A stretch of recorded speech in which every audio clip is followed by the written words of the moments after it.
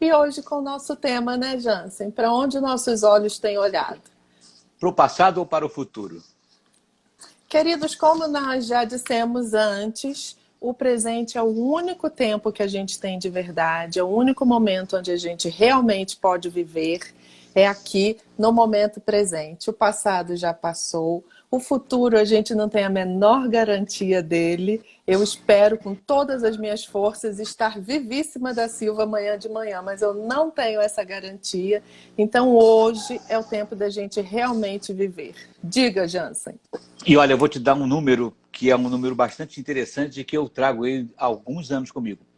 O professor Luiz Almeida Marins Filho, que é um antropólogo conhecidíssimo, fez muitas palestras para empresas motivacionais e coisa parecida, ele dava há muito tempo já uma estatística interessante de um estudo feito por antropólogos e filósofos franceses de que 85% da população do mundo vive em função do passado e 10% em função do futuro. E sobrou 5% de gente vivendo o presente. Eu quero saber como é que esse povo consegue mexer no mundo para cuidar do mundo. 5% da população, lógico, Pensa em bem, termos de Jansen, amostragem, né? 5%. Pensando no presente. O resto é tudo ou pensa no passado ou pensa no E se futuro. por um acaso nós aqui que estamos hoje reunidos aqui não estávamos nesses 5%, hoje a gente vai engrossar esta porcentagem. Vamos aumentar esse percentual, né? Se Deus quiser. Boa noite, querida Márcia, querido Marcos Palheta, meu amigo Ah, Mark, o pessoal veio de lá, ó. O pessoal veio de meu lá tudo para amigo cá. Mark, hello Mark. Ah, que legal, gente aí até de fora do país. Que bom, que coisa boa. Todos aqui e hoje olhando para isso. Então, primeira coisa que eu queria ver aqui com a gente hoje, dentro do nosso tema, é como olhar para o nosso passado. Porque a gente não precisa deixar de olhar, mas a gente pode olhar de uma forma mais própria, de uma forma mais sábia, de uma forma que traga mais qualidade para o nosso viver. Então, a primeira coisa, trouxe aqui um par de óculos meus, que é para a Uau! gente lembrar de tirar as lentes do julgamento. Sempre nós temos falado isso aqui, tire as lentes do julgamento. Então, ao olhar para o nosso passado, vamos tirar as lentes do julgamento. Você fez aquilo que você dava conta de fazer naquele momento, com os recursos que você tinha.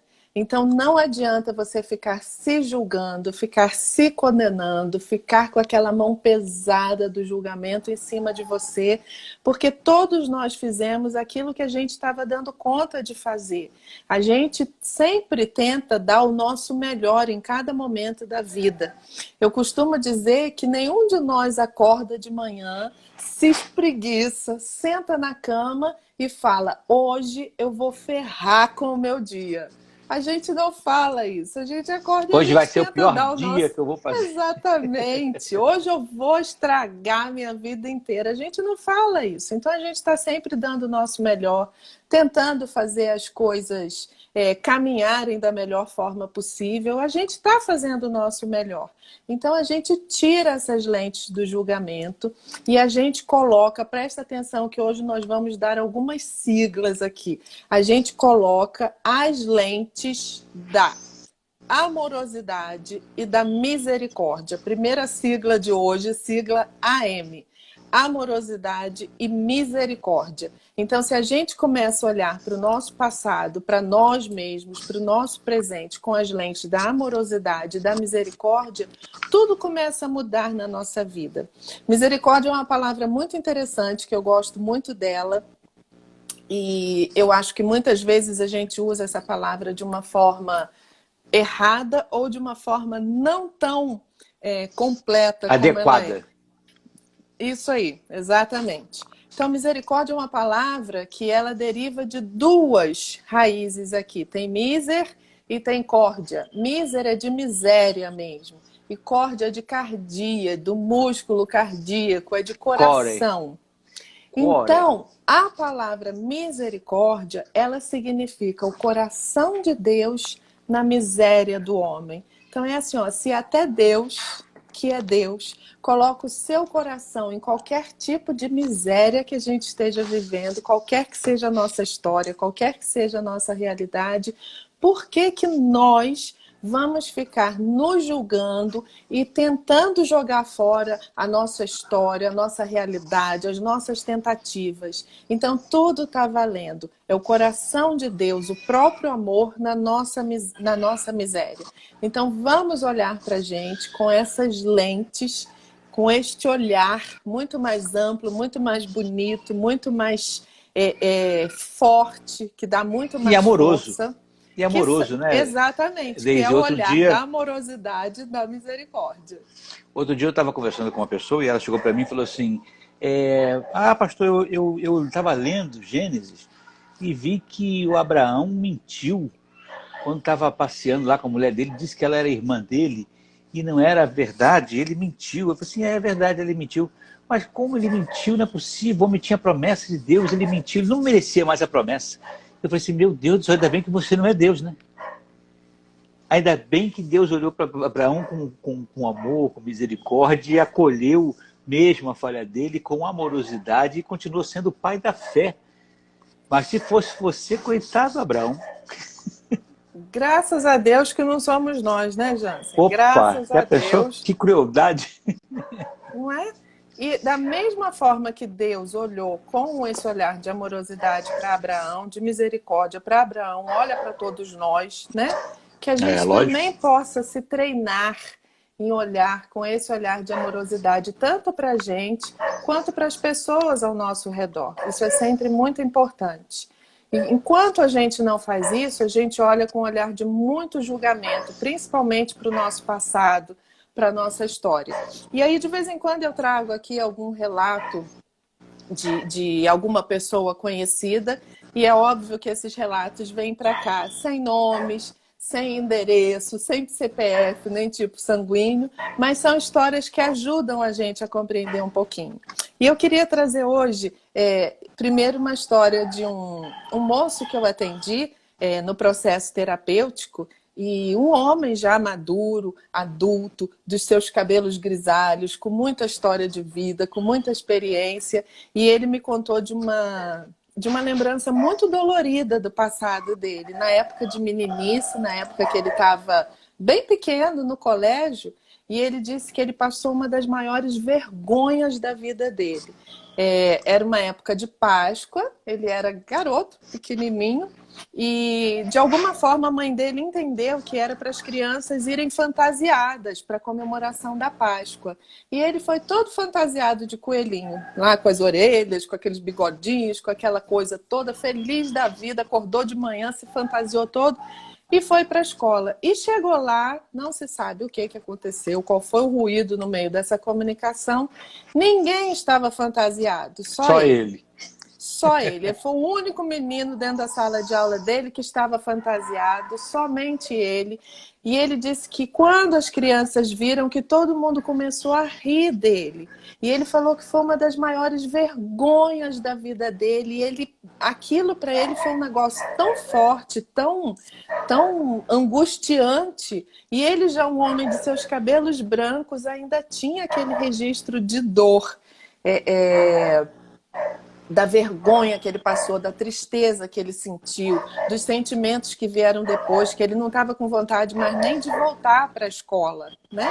E aí eu chamei ele para fazer, para olhar de novo para aquele acontecido, mas agora olhar a partir do adulto que ele agora já era. Não com o olhar da criança, porque a criança, quando olha uma coisa, ela vê com os olhinhos de criança, com o olhar de criança. Tem um programa que eu gosto muito, tem gente que detesta, não sei você, Jansen, eu adoro, que é o programa do Chaves. Para mim, aquele programa é assim, atemporal, e eu gosto demais. E ele mostra muito do que acontece com as crianças. E tem cenas lá em que acontece alguma história lá, e o Kiko vai para casa, Às vezes alguém esbarrou nele assim, virou e esbarrou, deu um tapa nele aqui. E ele chega, vai gritando para a mamãe e fala: por que ele me bateu, ele me pisou, ele me beliscou, ele me deu um tapa, ele me jogou contra a parede, ele fez isso, fez aquilo. E às vezes a criança ela tem essa noção mesmo. Aconteceu uma coisa que é pequena e ela acha que foi o final do mundo. A criança ela é menor do que o adulto. Se a gente estiver aqui no meio de uma grande multidão, os adultos estão vendo tudo aqui ao redor. A criança está vendo um monte de perna andando ao redor dela e aquilo é uma imagem meio assustadora. Então eu chamei aquele moço, aquele homem, para analisar, para olhar de volta para aquele acontecido, mas agora com o olhar do adulto. Então, o que tinha acontecido lá? Algum ruído na comunicação aconteceu. Não precisava ir fantasiado naquele dia, a mãe dele achou que precisava. Ele vinha de uma família que foi muito pobre. Eles tiveram assim, uma situação financeira muito apertada, muito difícil. Era uma situação assim, bem escassa mesmo em termos financeiros. E a mãe dele, quando soube que precisava, quando ela entendeu que precisava mandar as crianças fantasiadas, ela deu um jeito, ela comprou o material que ela pôde, ela fez, ela confeccionou, ela se muniu assim, de muito amor, de muito cuidado por aquele filho, conseguiu, a despeito de toda a pindaíba financeira, ela conseguiu fazer aquela fantasiazinha para ele. Então foi um gesto de muito carinho, de muito amor. Ele foi para a escola debaixo do cuidado e da proteção e do amor da mãe dele. Hoje, aqui do adulto que ele agora era, dava para olhar para isso. E eu pedi a ele que fizesse uma nova história, porque a história que tinha na cabeça dele, que vinha desde os tempos de menino dele, era: aquela foi a maior vergonha da minha vida, eu sofri, eu passei vergonha, riram de mim, eu fui fantasiado à toa, não precisava ter ido. Isso era o que ficava rodando no programa interno dele. E eu pedi a ele que contasse agora, olhando do adulto que ele é, que ele contasse para si próprio uma nova história. E aquele homem... tantos anos depois daquele acontecido, ele formou uma nova história daquele acontecido de criança e ele chorou de soluçar, de se balançar, de soluçar.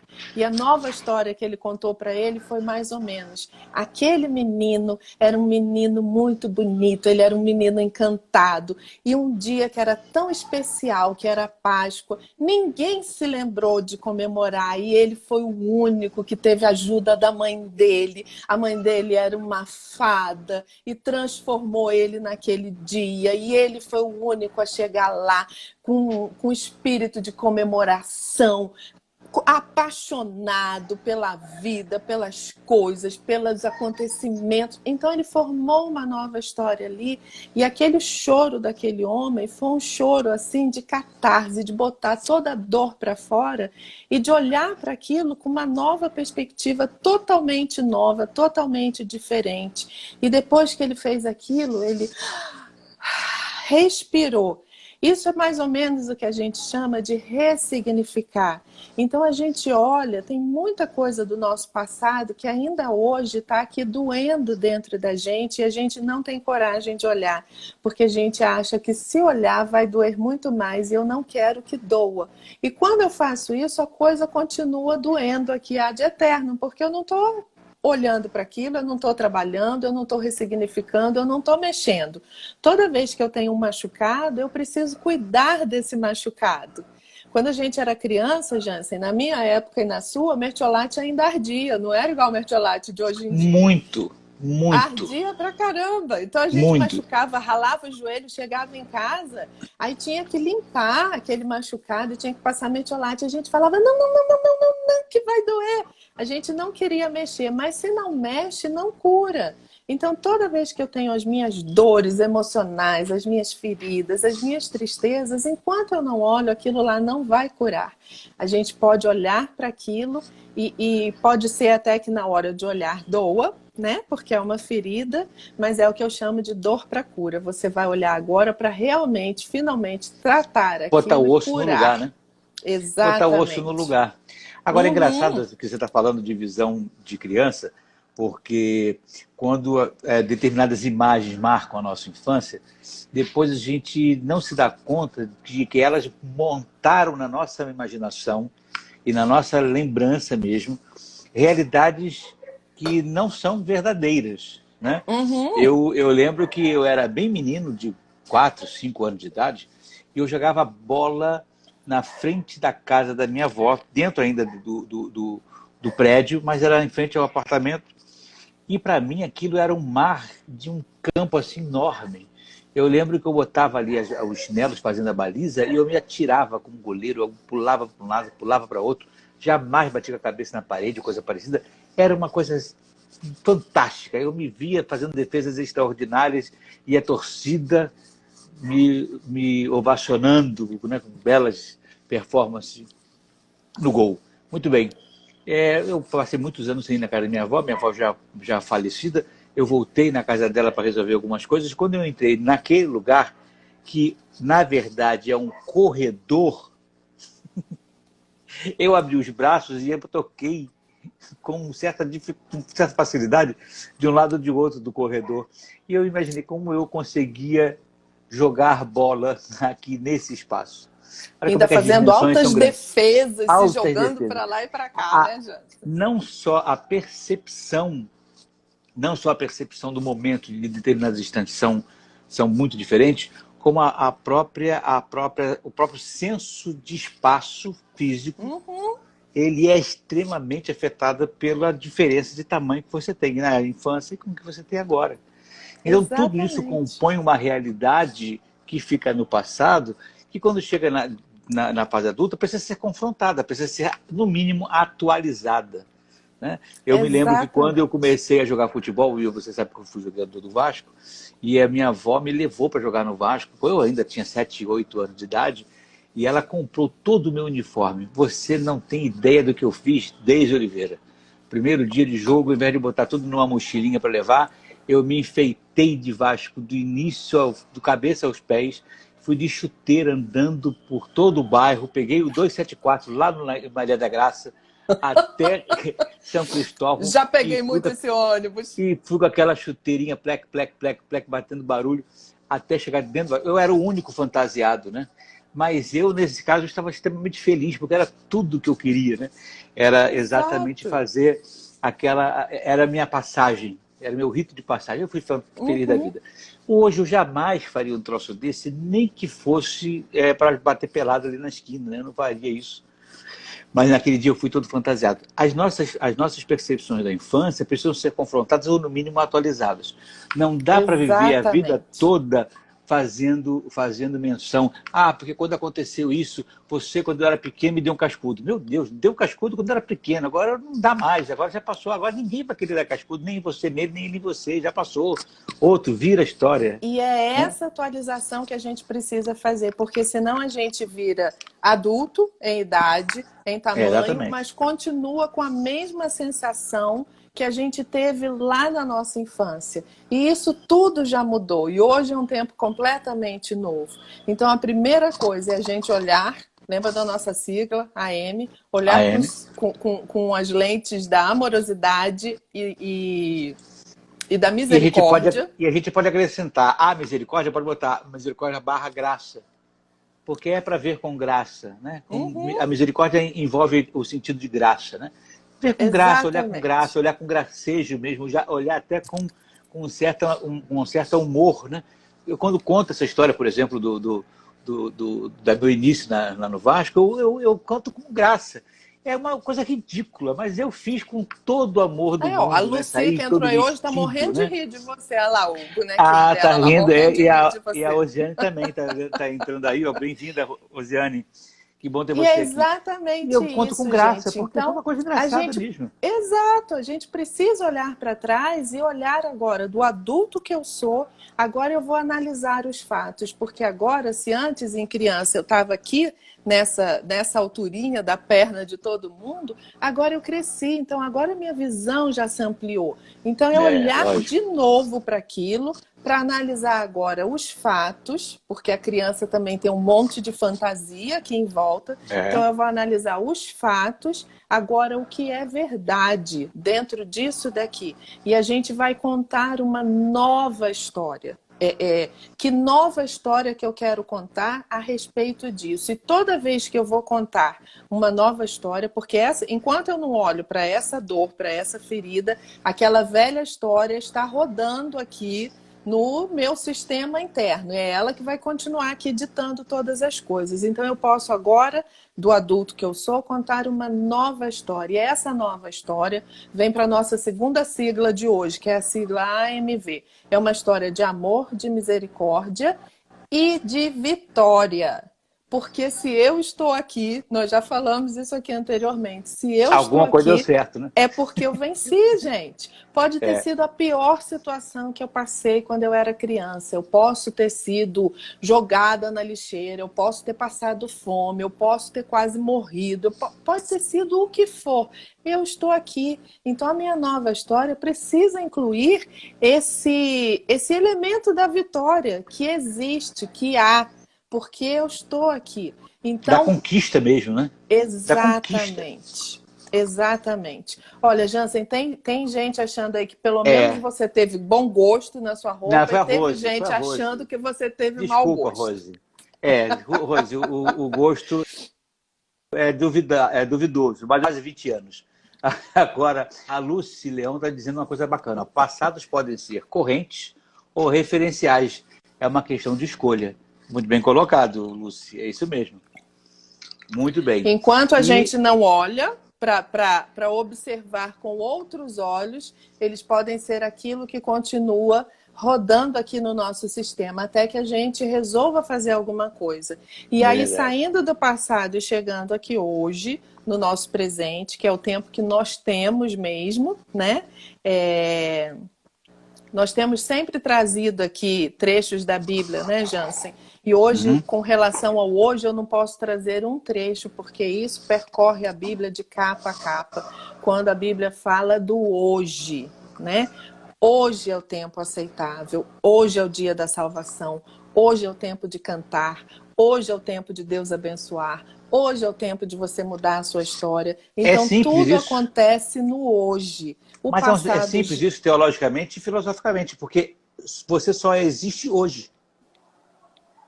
O Exato. passado não existe mais. O futuro não existe ainda. Então você só pode realizar alguma coisa, aceita hoje, pede hoje, faz hoje, porque só hoje você existe. Amanhã você não existirá mais. Amanhã você não Exatamente. existirá mais e você não existe ainda no futuro. Portanto, esse é o Amanhã tempo eu presente. serei um novo eu. Completamente mudado, né? Tem Graças a Deus por isso. um pensamento que eu não lembro se ele é oriental, não sei exatamente, mas que O Jansen caiu de novo mesmo. Hoje ele está com esse problema da internet, mas vamos continuando aqui. Se ele conseguir, ele volta para cá. Então a gente saiu do passado, conseguimos chegar aqui no nosso hoje. E hoje é o tempo em que a gente faz todas as transformações. Aqui no meu hoje eu posso olhar para o meu passado a partir da adulta que eu sou hoje, fazer essa nova história, tá? Existe uma expressão que está sendo muito usada hoje em dia, principalmente pelos coaches, né? Dentro do mundo do coaching, tem muita... A Lucy está dizendo que o Jansen caiu porque foi falar no Vasco. Olha a maldade, viu, Lucy? Mas então, tem uma expressão muito utilizada hoje que é o mindset. Vamos simplificar isso aqui e vamos lembrar que a gente tem um padrão mental. E enquanto a gente não olha para isso, a gente continua agindo baseado no padrão mental de quando a gente estava lá na nossa infância, baseado no padrão mental da nossa infância, com todas aquelas dores que a gente vivenciou lá, como eu acabei de dar um exemplo. Hoje, enquanto eu não olho para isso, o que acontece? O meu padrão mental, ele dita as minhas palavras. As minhas palavras criam a minha realidade. E a minha realidade, ela retroalimenta o meu padrão mental. Então veja que aqui a gente permanece num círculo vicioso. Meu padrão mental cria as minhas palavras criam a minha realidade retroalimenta o meu padrão mental. Então eu preciso dar um jeito de interromper esse círculo vicioso. E como é que a gente pode fazer essa interrupção desse círculo vicioso? Através das nossas palavras. Então, do jeitinho que a gente está falando aqui, olha para o seu passado e você vai criar uma nova história para você. Crie uma nova história baseada na verdade do adulto que você é aqui agora, baseada no seu amor, no seu olhar de misericórdia para isso. E aí aquilo que estava aqui, um círculo vicioso, de repente você vai quebrar isso aqui quando você introduz uma palavra diferente, quando você introduz uma nova história. A Bíblia dá a definição de fé como a certeza das coisas que a gente espera, como a prova das coisas que a gente ainda não vê. A física quântica fala o que a gente chama de Deus, a física quântica chama de campo das infinitas possibilidades, que é mais ou menos esse mesmo conceito de fé que a Bíblia tem. Campo das infinitas possibilidades todas as coisas já existem. Então, mesmo antes de você ver, você pode olhar para aquilo, saber que aquilo existe e, através da sua palavra, você começar a criar essa nova realidade que ainda não está materializada aqui, mas que já é no campo das infinitas possibilidades. Então, é assim, através da palavra. Quando a gente olha para a Bíblia, na criação de tudo, lá no Gênesis, a Bíblia fala que Deus disse, e disse Deus, haja e houve aquilo. Disse Deus, haja aquilo e houve aquilo. Então é exatamente isso que a gente faz. Eu já ressignifiquei, já contei uma nova história com relação ao meu passado. Então aqui no meu presente eu me aproprio desta nova história baseada na verdade, amor, na misericórdia e eu vou agora começar a criar um futuro diferente para mim. Regina Matias está dizendo, a palavra tem poder, tem mesmo. Beijo, querida Carla Patos, minha aluna, que lindo ver você aqui também. Beijo para todos vocês que estão aqui, tá?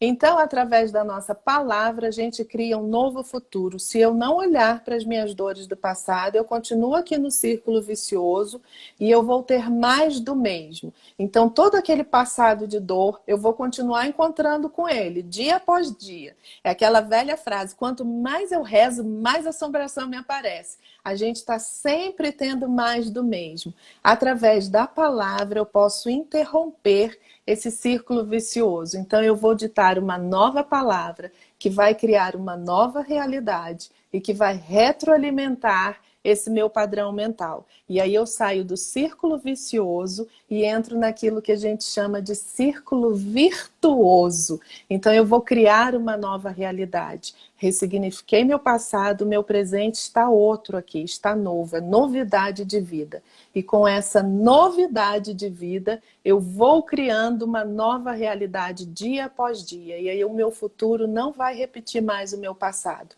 O meu futuro vai ser conforme aquilo que eu creio agora no meu presente. Mas esse olhar, ele parte daqui e agora, do meu presente e da adulta que eu sou. Eu não preciso seguir a vida continuando com o mesmo padrão mental de quando eu era uma criança. Eu não preciso seguir a vida continuando com as mesmas dores que eu já passei no passado. O passado já passou. É o presente que vale agora. No meu presente, eu posso criar uma nova realidade e vou fazendo um novo futuro aqui, baseado nessa nova realidade que eu crio a partir de agora. Eu queria deixar esses nossos últimos minutinhos, a gente tem mais um tiquinho aqui. Eu queria deixar para, se vocês tiverem alguma pergunta, o que der tempo aqui, a gente vai tentar responder aqui agora, tá? Eu sempre falo que se não der para responder aqui, passa um direct para mim. Eu não garanto de responder rapidinho, mas eu respondo, tá? Acho que Jansen está entrando aqui para o nosso tchauzinho final. Jansen, você está por aqui já. Lucy, é possível ressignificar o passado sem criar expectativas no futuro? Sim, ressignificar o passado é para todo dia. A cada dia a gente acaba se deparando com novas memórias, com novas lembranças, e a gente pode ressignificar isso no dia a dia. E criar a expectativa de um novo futuro, ele já existe a partir de quem eu sou no presente. Então, toda vez que você está ressignificando o seu passado, você está trazendo novidade de vida para o seu presente aqui. E isso automaticamente já vai gerando novidades também no seu futuro, mesmo que você não esteja especificamente pensando nisso. Jansen, saiu de novo.